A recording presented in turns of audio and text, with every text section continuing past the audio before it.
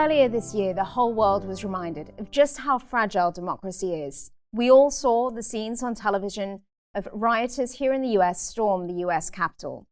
The erosion of freedom and democracy is something we have seen in many other countries around the world.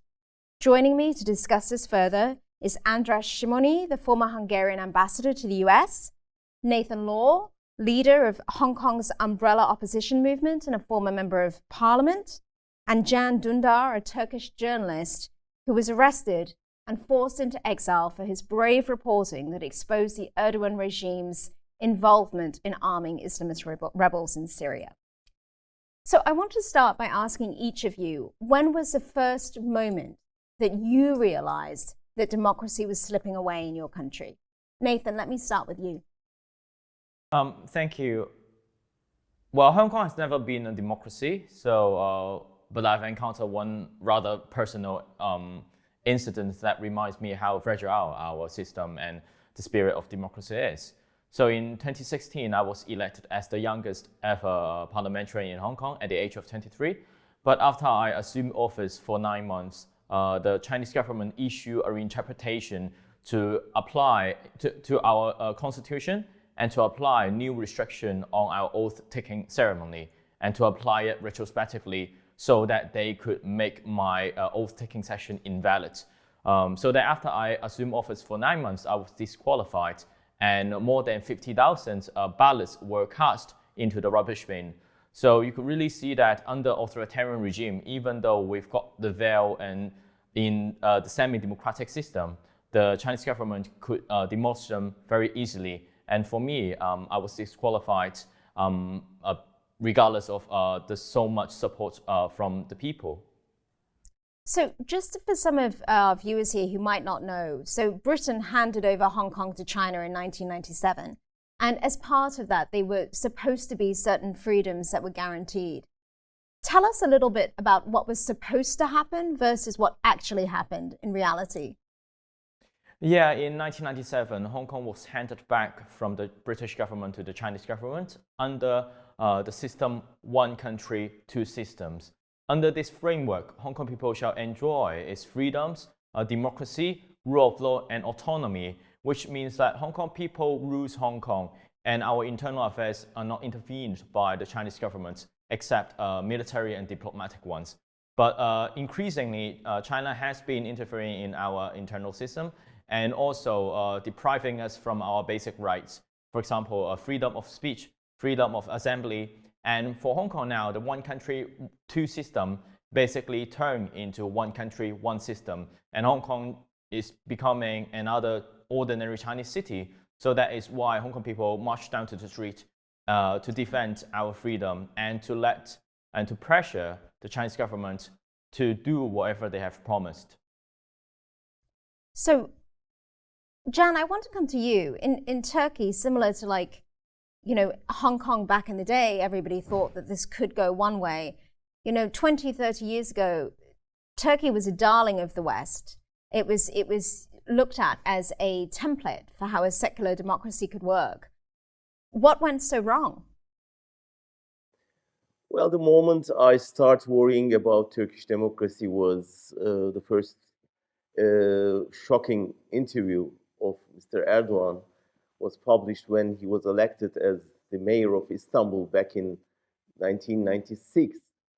So in this interview, he was asked about democracy, and he said his reference is not democracy, but Islam. And he said democracy is just a mean for him to reach his goal. And he likened the democracy to a train that you can get off when you have reached your destination.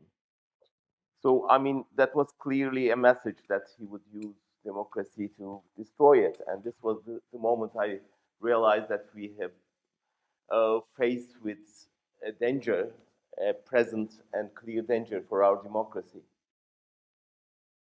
And it's gone from that, to now you being forced to flee because actually Erdogan himself put out a complaint against you in a court of law.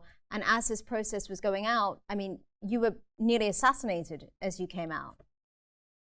Yeah, I'm not the only one, to be honest. There are thousands of people in jail just because of their opinions, their writings, their tweets, lawyers, intellectuals, journalists, and Turkey. I mean, since then, he gradually destroyed Turkish democracy and turned into a one-man, one-party type of system. And that's why Turkey has become the biggest jail for journalists, for example, is racing with China.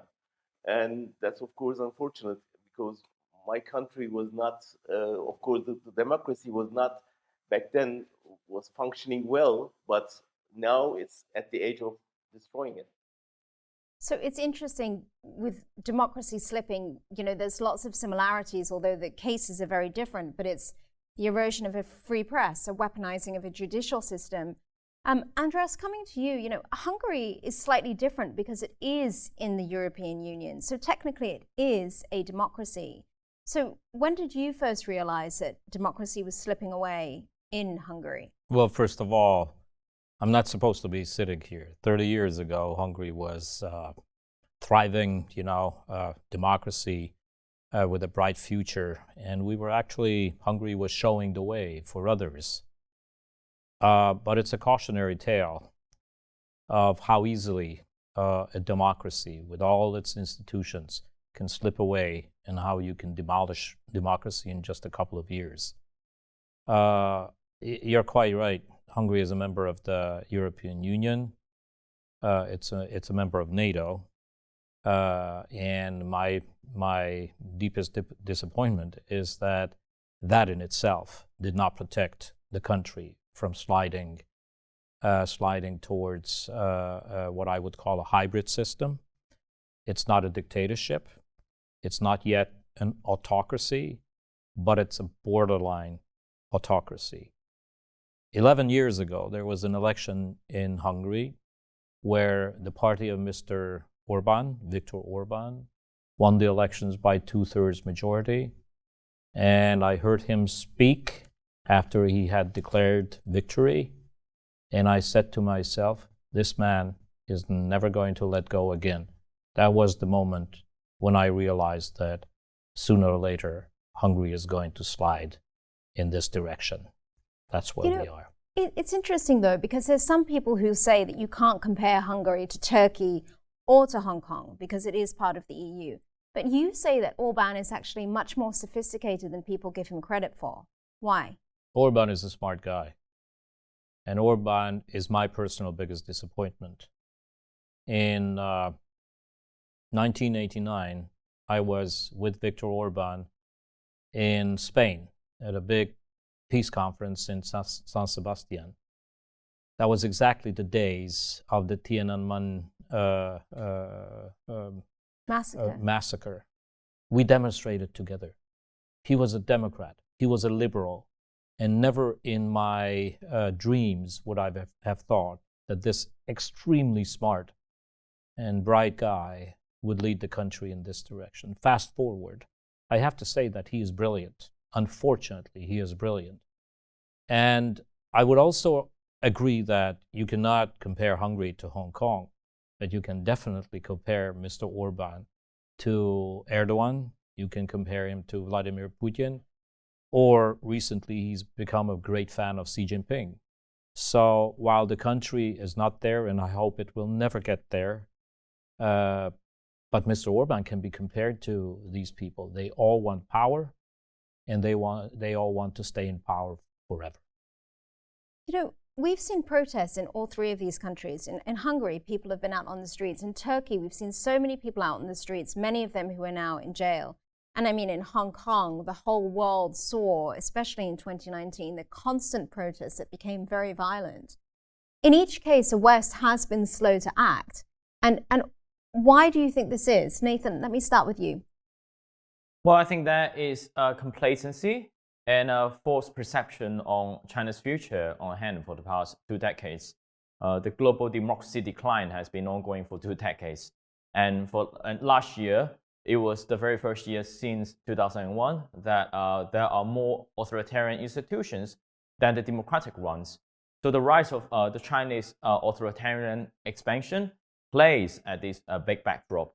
And for Hong Kong people, we are suffering from a more aggressive, assertive, and confident one-party dictatorship led by Xi Jinping. And we believe that Hong Kong people deserve democracy and freedom. And that's why we come out and to protest and to fight against all these authoritarian approaches to Hong Kong, the destruction of our free system, and also to fight for our future. And in Turkey's case, why do you think that the West was so slow to act there, Can? They were not slow, but they would not exist, to be honest. Even they were supportive to Erdogan regime for a while. And that's a huge disappointment for all of us. It all started with the refugee flow, I can say. In the beginning, Erdogan was pretending like a liberal guy, someone who believed in democracy. So many Western circles believed in him. And then with the Gezi protest, for the first time, I guess, in 2013, the world realized that he wants to be a dictator. And he smashed the whole opposition on the streets. So the Western government starts criticizing him, but then the refugee crisis started. And that helped Erdogan a lot because many Western governments was in panic, and they tried to convince Erdogan to keep the refugees in Turkey, and they made a refugee deal with him. And the deal was a kind of dirty deal. The deal was, you keep the refugees in Turkey, don't send them to the European continent, and in return, we will pay you back. And we will turn a blind eye to your unlawful policies. So that was the deal, and that worked very well for him. So I'm hearing from both of you that you're saying that the West was complicit in both of these situations. Is that your opinion too of the situation in Hungary? Oh, I agree. And I really would agree that the West became too complacent after the fall of the Berlin Wall. It became lazy. It did not see the democratization process through in Central and Eastern Europe. They did not understand what a difficult process it is. They did not understand the depth of the damage by communism on the minds of people. So they also thought that by pulling Hungary and other countries into the European Union and NATO, these structural changes would take care of the democracy issue.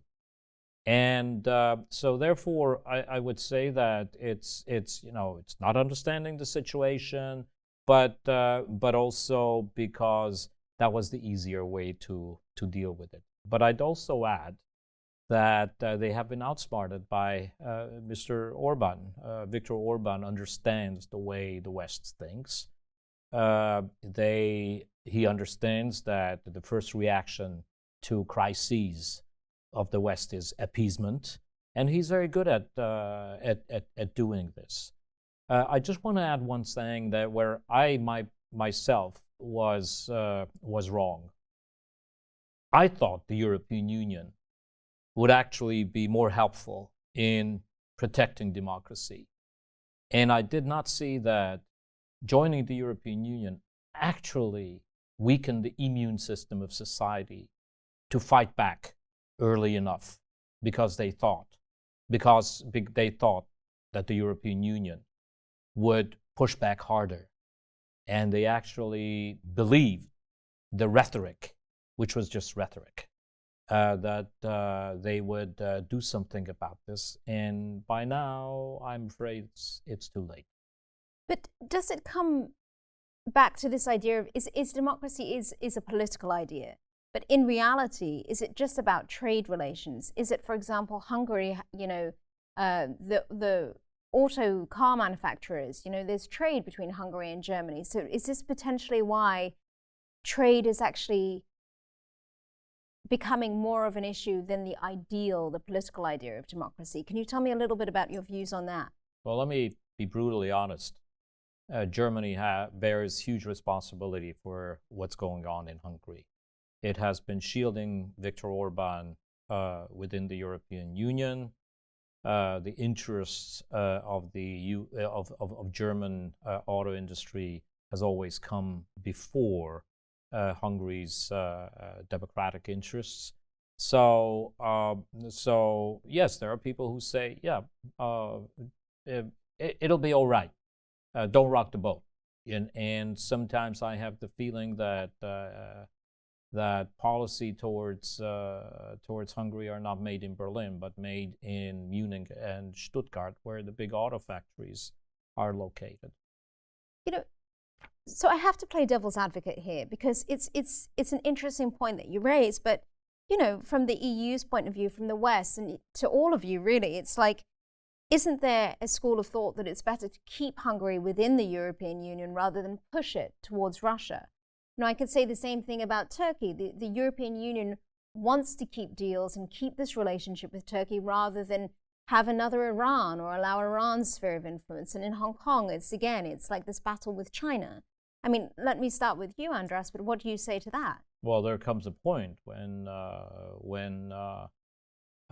keeping Hungary inside these institutions, and I hate to say this, becomes a threat to the integrity of these institutions, including NATO and the European Union.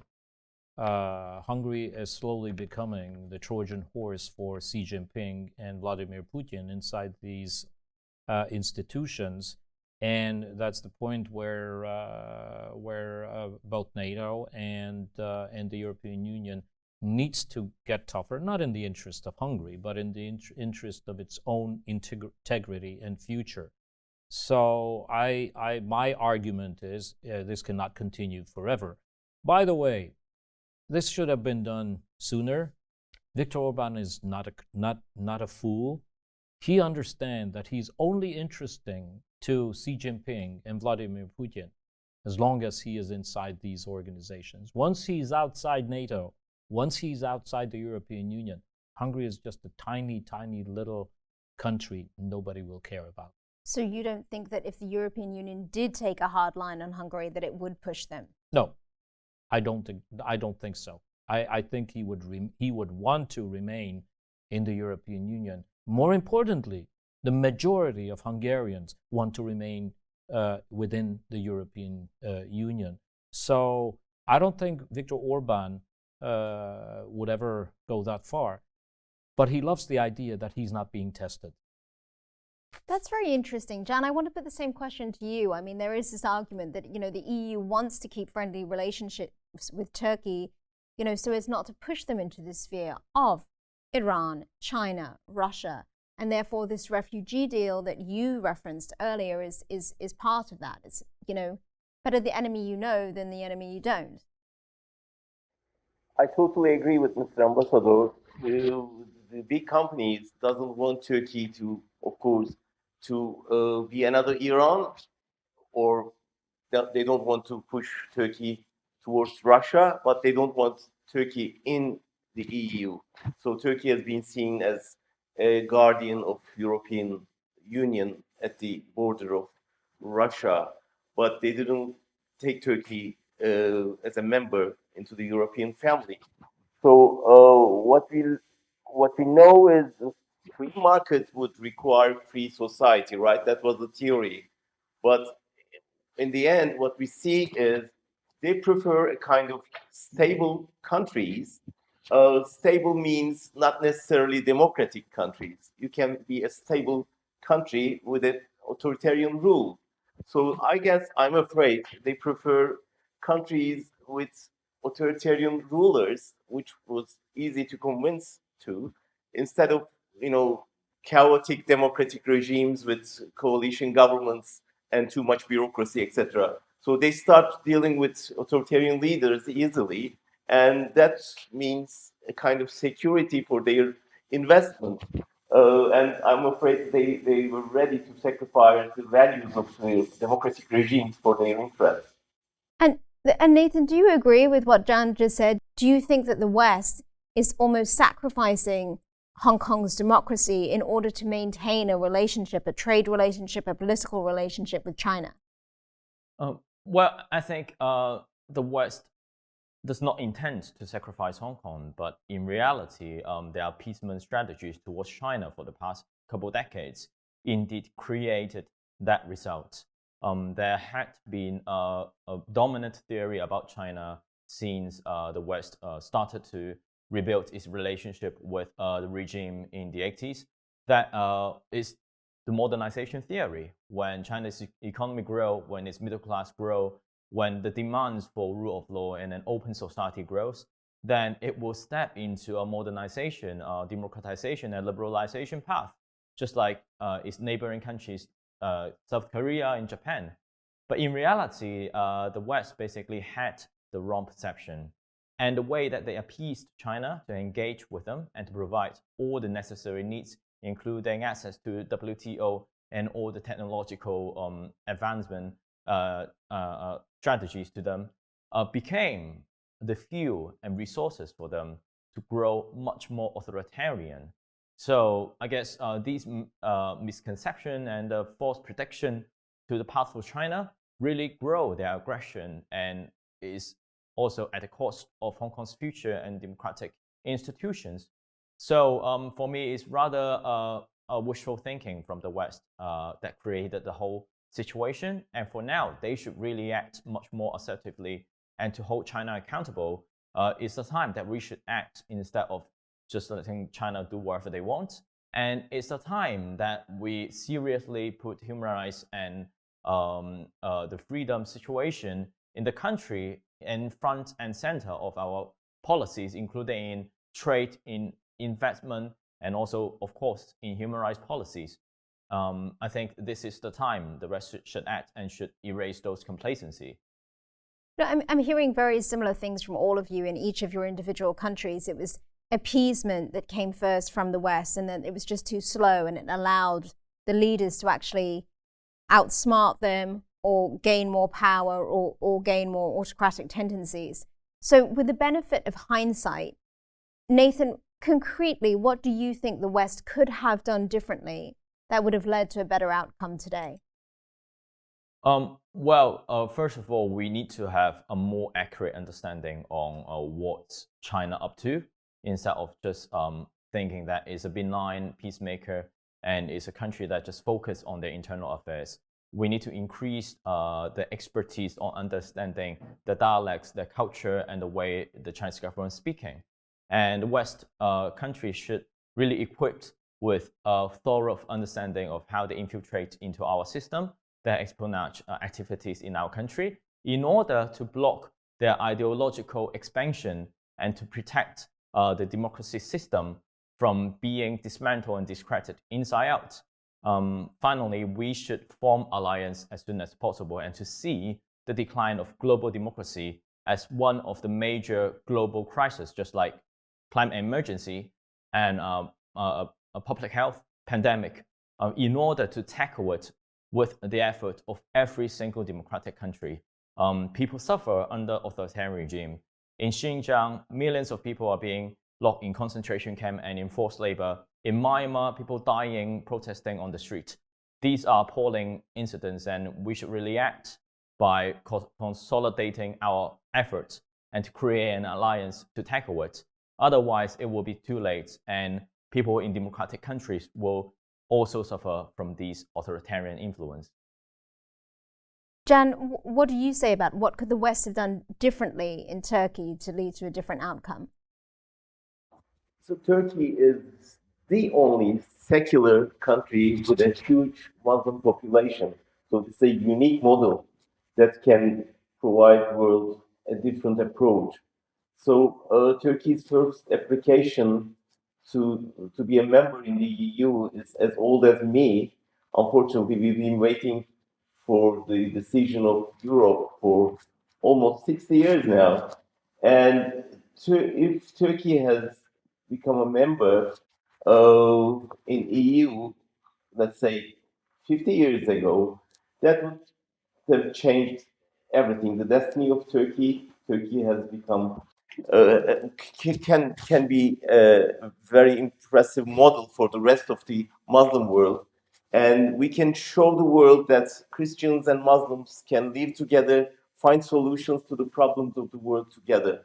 But denying Turkey's application, the EU has turned into a Christian club, and it helped the polarization of the world. I guess that was the main mistake to define the Turkey's future. So you really think that if Turkey was a part of the EU, things would be different? Absolutely. So then, András, what about you? Because Hungary is part of the EU, and yet, you're saying that the West still should have acted quicker and stronger to actually safeguard democracy. What do you think they could have done differently within the EU itself? So, already 20 years ago, we said, make sure that you have the safeguards for democracy, first and foremost, before you allow Central European countries into the European Union and NATO. I personally, as the first Hungarian ambassador to NATO, I told my then members of the alliance, make sure that you place your demands and ask for guarantees before we join, because afterwards, you don't have a possibility to force the new members to keep to the standards that define both the alliance and the European Union. And I was right. Once we got in, the famous Copenhagen criteria for democracy meant very little. And in hindsight, I would say both NATO and the European Union should have added a clause that if you don't fulfill the democratic criteria, you can be pushed out of these institutions. This is not a marriage forever. Nobody thought about this. And this was part of the complacency. I'd also add that I'd like to see Turkey inside the European Union. I have always advocated this because, membership in the European Union is, at the end of the day, about modernization. And I do believe that if Turkey were a member of the European Union, it would have been able to modernize faster. But also, I'd like to add that the caveat is, don't let Turkey in without foolproof guarantees that the institutions of democracy, free speech, free media, organization is protected. So that is really my response. I'd like to make one comment to my friend from Hong Kong. I totally agree with all the things that he said. And I come down on the side of those who say, yes, we have to work on climate with the Chinese and with the Russians, but not at any cost, because a clean world of autocracies is not a world that I'd like to live in. So you were, an ambassador to NATO. We've been talking about the West. We've been talking about these governments. What about institutions like NATO? What about the UN and other organizations that are also supposed to safeguard democracy? Where have they been in any of these countries that we're talking about? Well, they've been asleep. Would you both agree? Yeah. Yeah. So you think... Probably, I would say that sometimes they're sleeping with those regimes. So they've been ineffective in trying to safeguard any types of democracy. Is essentially what you're saying. I mean, I'm interested because, András, you served in government. Nathan, you were in government. And there's this argument between the three of you, is it better to try and fight from the inside, to try and change things or, push for democracy, or like Jan, to be on the outside trying to hold truth to power? What's your opinion, having served in government at the highest levels? This is, I don't think it's a matter of choice. It's a matter of opportunity and possibilities. Hungary was a very benign communist system towards the end of the 80s. So honestly, it was a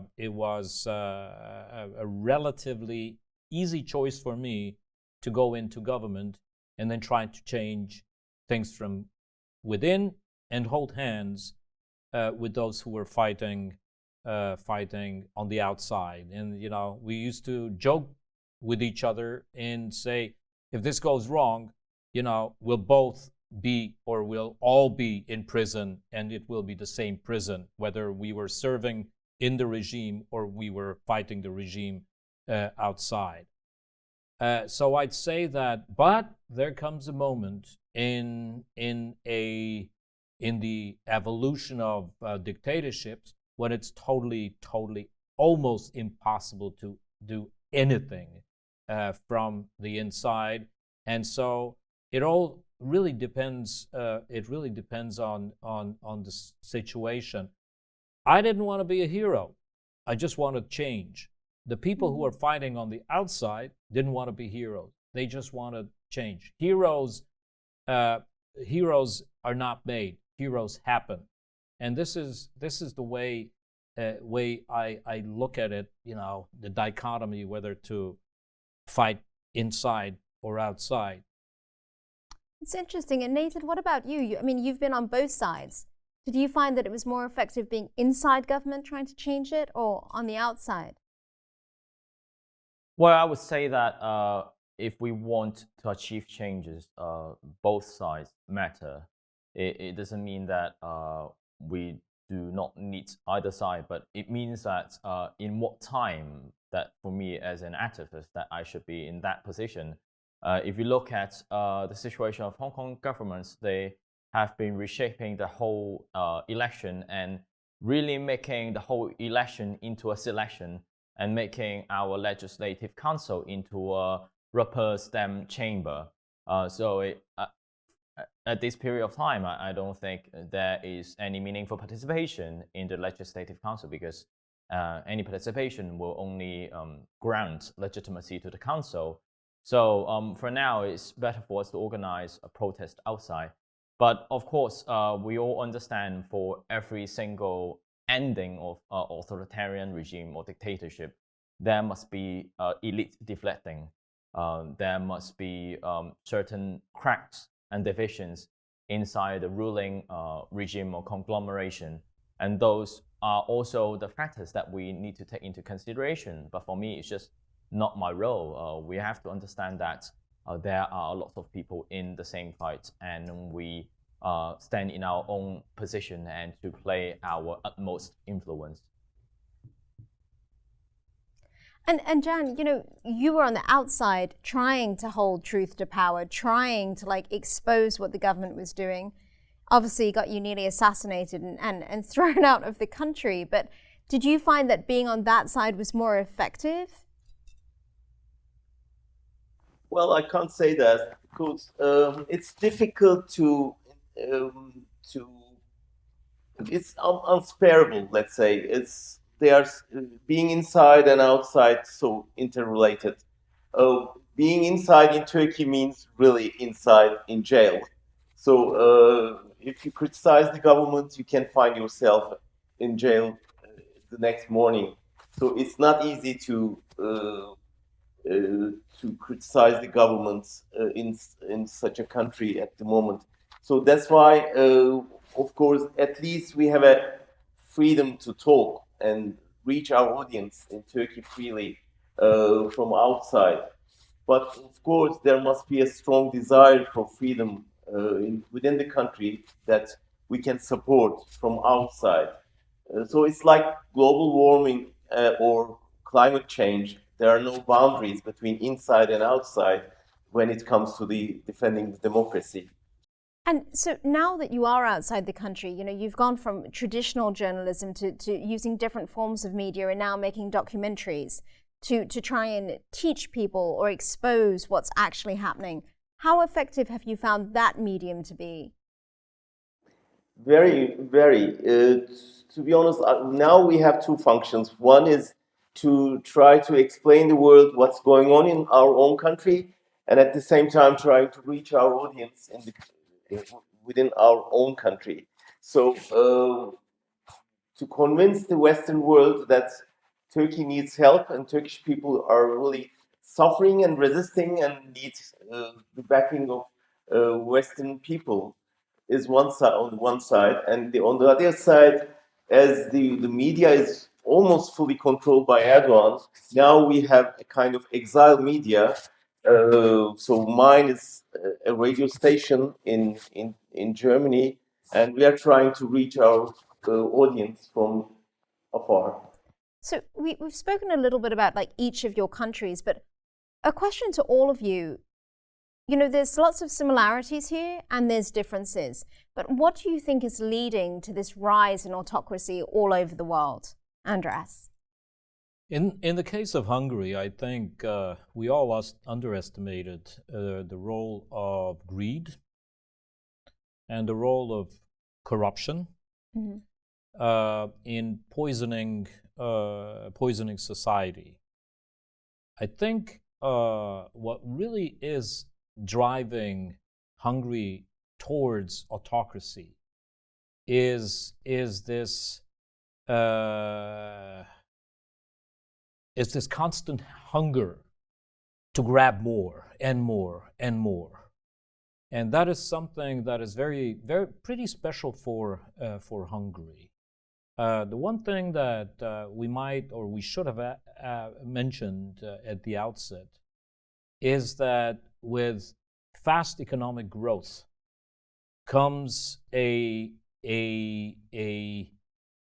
comes money, lots of it, and the critical issue is that going to benefit the whole of society, or is it only going to benefit a few?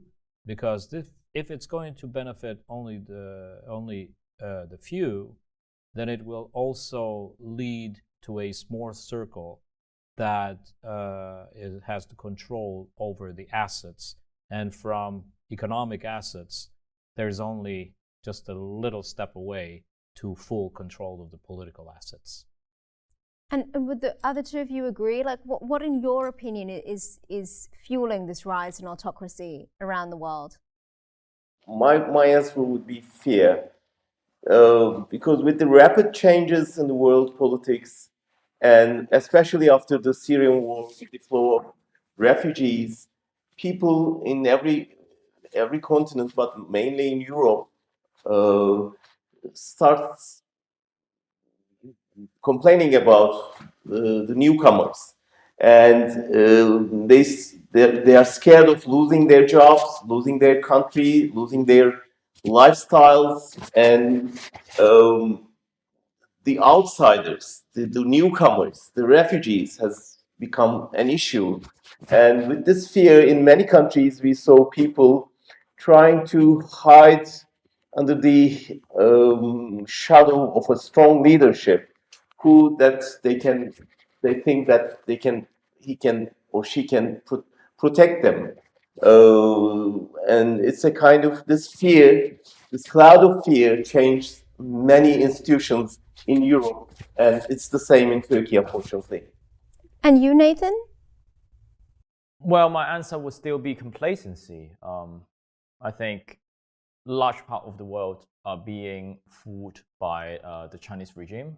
They are very good at disguising themselves under the sugarcoating of a peaceful rise, but actually they are aiming at topping the world and expanding their authoritarianism through their multi-continent projects.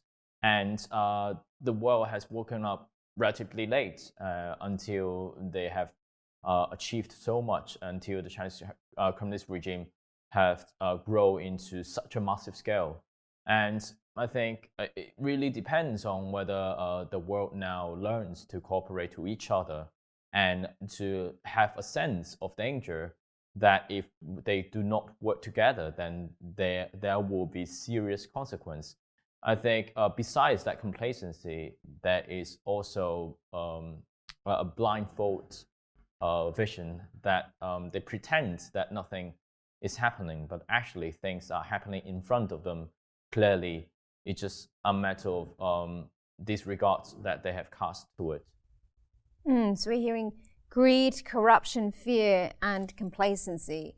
I mean, I can certainly say here in the West, I think, or in America, there was a feeling that all of us took democracy for granted.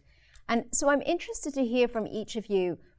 You know, it is up to each individual citizen to safeguard their own democracy. And a lot of times, or at least here, you know, we haven't been doing that. What should people be doing? What can people do to safeguard their democracy, to fight for democracy wherever they are? Nathan, I'll start with you. Yeah, I think we really need to learn from these countries' stories to promote an idea that democracy and freedom are so fragile. People benefit from a free system. They have freedom of speech, they have freedom of flow, and they can enjoy their own personal safety.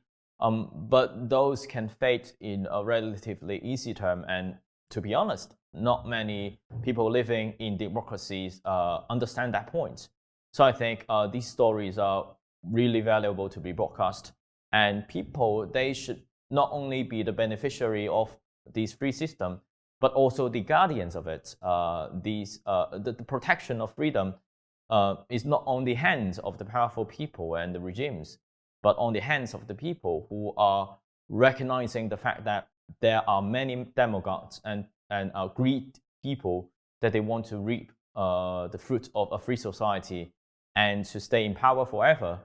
So I think it's important to broadcast our stories, and this is a valuable lessons to be learned from the world. Mm-hmm. Definitely. And Jan? Well, of course, I can give an example from my case. When I was in jail, the demonstrations was not allowed, and they were not allowed in front of the prison. So one day, a veteran journalist at the age of 80 came up with a chair and sit on a chair and start reading a book. It was a very silent protest by himself, and all of a sudden it turned into a huge campaign for freedom of the other journalists. And from the other day on, there were hundreds of people in front of the prison just sitting and reading a book. So then it has become an international issue. So one man can change, one woman can change the whole situation with just standing there, reading a book. So just protest, do something to protest, show your solidarity with the others who are brave enough to fight for democracy. I guess this is the main thing. I mean, what we need is the braveness and the solidarity. Wow, an incredible guy who started that. And András, what do you think everyone can do to safeguard democracy? First of all, you know, we keep saying, be careful, don't take democracy for granted. Fact is, Western societies do take democracy for granted, and I think it's all wrong. You know, we were very close to a disaster in the United States the last couple of years. It could have moved in a very, very bad direction. But I do believe that this is the moment of recovery. So a lot hinges on whether people in these countries see the Western democracies as an example that they can follow, whether they see the West taking a leadership in giving answers to the world's big economic, social, environmental, climate issues in a democratic way. Or if they don't, because if the West does not offer solutions to the individual that they can follow, they can believe in, then it's going to be very, very hard to demand from the individual to fight these dictatorial regimes. But I would add, I like what I heard from my friend from Hong Kong and my friend from Turkey, because yes, every single individual has a responsibility. Do your job. Don't wait others to do it for you. And I have to say that sometimes I am surprised how little resistance Hungarians are showing. But you know what? As much as we shouldn't take democracy for granted, I have a message to the dictators or dictators to be. Don't take your power for granted. It might not last forever. And I think every single individual can do their part in bringing closer the moment when dictators fall. You're right. We all have a personal responsibility to stand up and safeguard what we believe in. You're right. We are also at a very pivotal point, I think, here, especially having seen in the US the past 4 years and what happens next with the US being a leader or not. But I have a question for each of you is, when you look at your country now, do you think it's at the point of no return? And Jan, I want to start with you. Not at all. I'm really hopeful about the future of my country. I guess we are coming to the end of this dark period of time. I'm really optimistic because, in the last elections, Erdogan lost the big cities like Istanbul, Ankara, Izmir for the first time. And now we have a kind of alliance in the opposition. For the first time, they came together to resist this authoritarian rule of Erdogan. So there are people resisting, women organizations, universities, students, trade unions, really a huge resistance from the people. And we are testing our power. And during the last decades, people used to trust in the army to protect and safeguard the democracy. But for the first time in our history, people now stand up and start protecting their own lifestyle. There's secularism, the equality of men and women. So that's so important. And if we can pass this test, that would be a big lesson for the coming generations. And what about you, András, in Hungary? Of course not. This whole thing can turn. And that would be the natural thing for Hungary. Hungary belongs to the West. And there's a great saying. Maybe people are not as smart as politicians say they are, but they are a lot smarter than politicians think they are. And I think that's the case with Hungarians. I think the Hungarian population is tired of change, tired of reforms, tired of this, tired of COVID. But there will come a point when they will say, enough is enough. A lot hinges on leadership. A lot hinges on courageous people standing up and say, hey, things have got to change. And I'm very optimistic. There is a young generation growing up. And by the way, I also see that the West is going to push back on China. The West is going to push back on Vladimir Putin. And these are the two countries that are so important from the outside, supporting these regimes. And so a lot of things will happen as far as I am concerned. I'm pretty optimistic. A lot of things can and will happen in the next couple of years. So I would certainly not say that we've reached the point of no return, but I could be wrong. Do you share András' optimism, Nathan? Well, I think there are a lot of possibility to change, even though I would not say that it's optimist, but it's a reality. In Hong Kong, we have had more than 2 million people marching down to the street in 2019, which was more than a quarter of our whole population. We've got a district council election that the pro-democracy camp won a landslide victory, gaining more than 80% of the seat in the whole city. And we've always got more popular votes than the pro-Beijing camp in general election. So I think as long as Hong Kong people are there, as long as they are not giving up, they are protesting, they're upholding their values, there will be no point of no return. Actually, if the political climate changed, Hong Kong could be rebuilt in incredible speed. and the Hong Kong that we used to know will come back because people are the essence of it.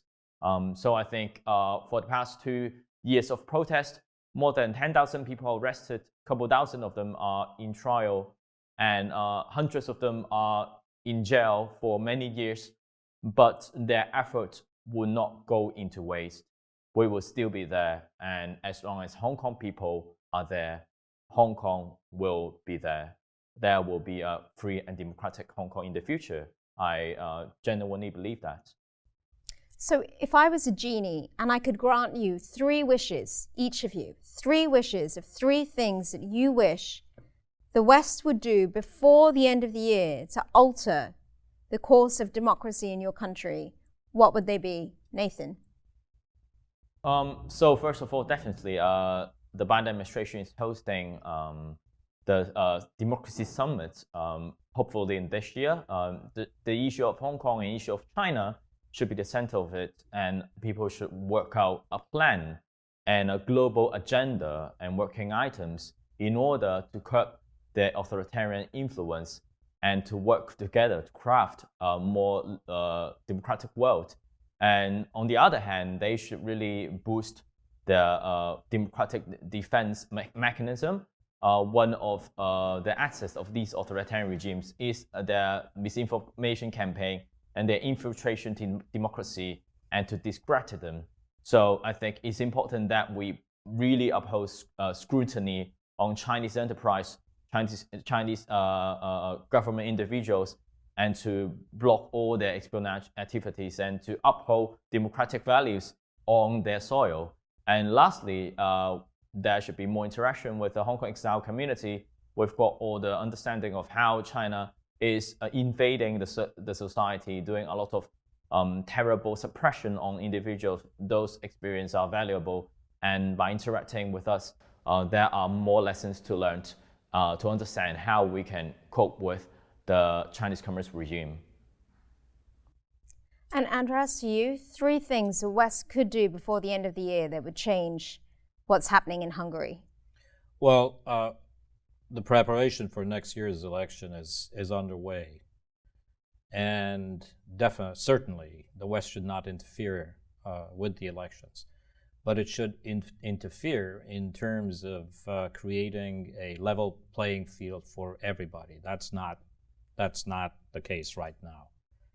The other thing is, I wish the West would go hard on corruption and stealing.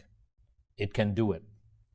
And then the third thing, my hope is there will be a change of government in Germany, a government that understands better the threat coming from authoritarian regimes, that understands that appeasing China is not an option, appeasing Russia is not an option, and appeasing the leader of Hungary, Viktor Orban, is not an option. And Jan, in Turkey? Yeah, just first force the government to obey the rule of law and respect democracy and human rights. And second, support the people fighting for democracy. I just want to give you an example. When I was in jail, Mr. Biden was visiting Turkey as a vice president, and he had a meeting with Erdogan. And just before this meeting, he wanted to visit my family. And they met with my wife and my son. And it was a very clear message to Erdogan that the United States was backing the freedom of speech and freedom of media. And I was out in 3 weeks after his visit. Neither Ms. Chancellor Merkel nor Prime Minister of Britain has done that. They just came to Turkey and visit Erdogan in his palace and negotiate with him and left. And you remember last von Leyen's sofa crisis. It's like humiliation for European leadership, unfortunately. So now this should change, and the European leadership should understand that those people are risking their lives for values, so-called Western values, like democracy and human rights. So there should be a support from the European side for those who fight for democracy and freedom of speech. So to wrap this up, this has been a fascinating conversation, but to the last thing, I'm going to have one point from each of you. How can anybody that's watching this discussion now, what's one thing that they can do to stand in solidarity with your cause? Nathan.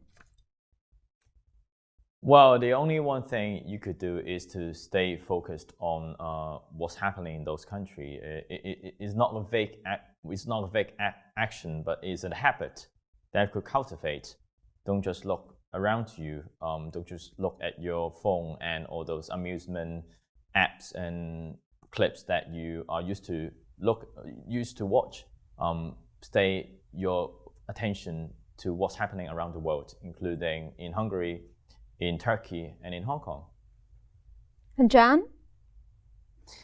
Well, if we are talking about ordinary people, if they are lawyers, get in touch with lawyers in those countries fighting for the rule of law. If they are at the university, open their gates to the universities. If they are working at the municipalities, let's do twin cities between the Western countries and those countries suffering from authoritarian regimes. Or if you are a publisher in your country, let the other writers be published in your country, in your language. I mean, we need this solidarity, we need this support from the others. I mean, I don't trust the governments anymore, but I trust the will of the people so that we can work together, fight together. So we have a common ground with the umbrella movement in Hong Kong. And this is we are facing with a global threat to our freedoms, and our response should be global as well. And last word to you, András. The next election could be the moment when we either slide into the Hong Kong and Turkey camp, or we move in the other direction and save our democracy. That might be the last opportunity. And so therefore, go out and work hard and campaign for the opposition leaders. Don't let yourself be intimidated. Don't be silent. And do ever what you can and what you have to, because the future, your future, and the future of your children depend on it. No, this has been a great conversation. It is true, especially in the West, we have taken democracy for granted, but it's also good to be reminded from each of you that we all have power wherever we are. Each individual has the power to safeguard their democracy, to stand in solidarity with each of these countries, to stand in solidarity, whatever your profession is, to work across boundaries to help other people in those countries. And we can all make a difference. Thank you all very much.